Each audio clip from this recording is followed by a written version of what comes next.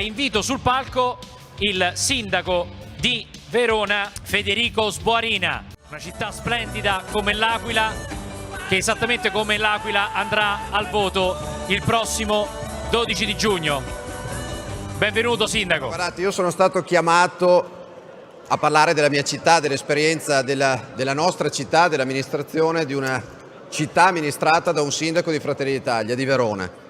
In un contesto oggettivamente straordinario, è stato già detto prima, un contesto che è iniziato con il Covid e continuato con il caro bollette e che adesso subisce il trauma direttamente e indirettamente di una guerra che, come diceva poco fa Giorgia, è a pochissima distanza da noi.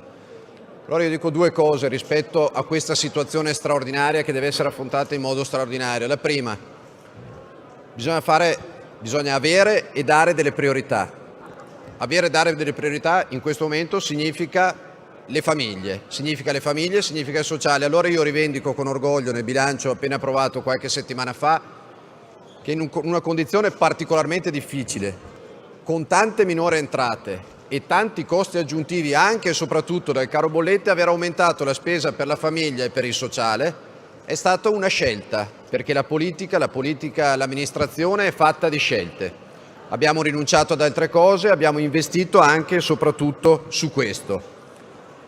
E investire sul sociale, tra l'altro, ve lo dico da sindaco che ieri sera era sul palco dell'Arena, al concerto dei Måneskin, a fianco. Tantissima energia, vi assicuro tantissima energia. Io ieri sera a vedere la mia arena, la nostra arena, completamente gremita di 12.000 persone, dopo che l'anno scorso, sì, eravamo gli unici in Europa a avere il riempimento a 6.000, ma era sempre la metà. Ieri sera c'erano 12.000 persone. Allora la commozione di ieri sera è anche la soddisfazione e l'orgoglio di sapere che da quando ci siamo insediati quei 132 biglietti che ad ogni concerto venivano regalati dall'amministrazione comunale agli amici degli amici in cambio magari di qualche gentilezza nel periodo elettorale è stato trasformato in qualcosa di diverso.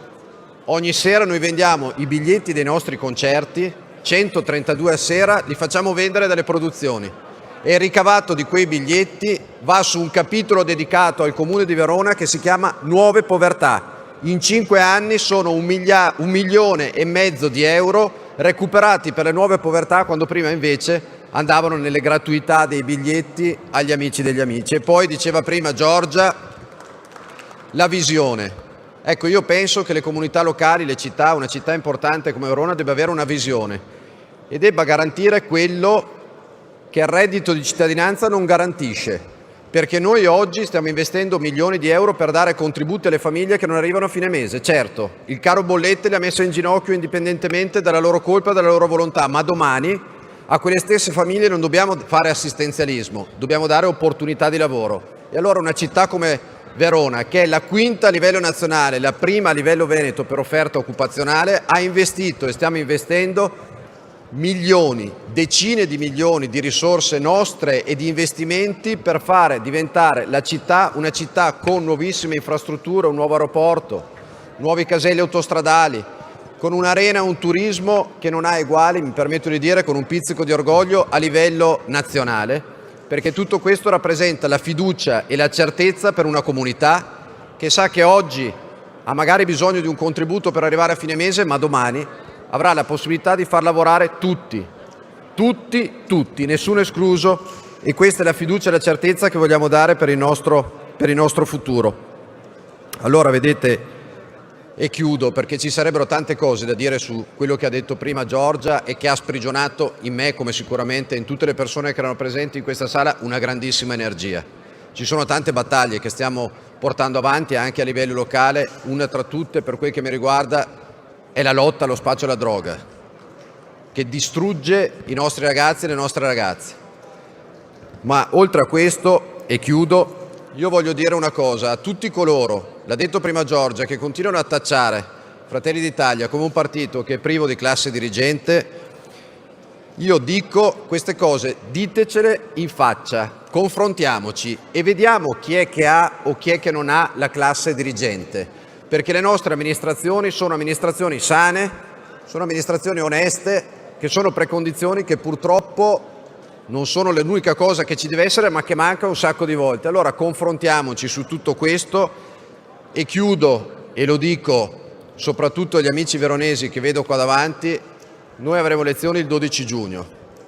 Dopo pochi giorni ricorre il secondo anniversario della morte di una persona che noi tutti conosciamo personalmente e che anche tanti di voi conoscono, delle persone che erano qua in sala prima, Stefano Bertacco.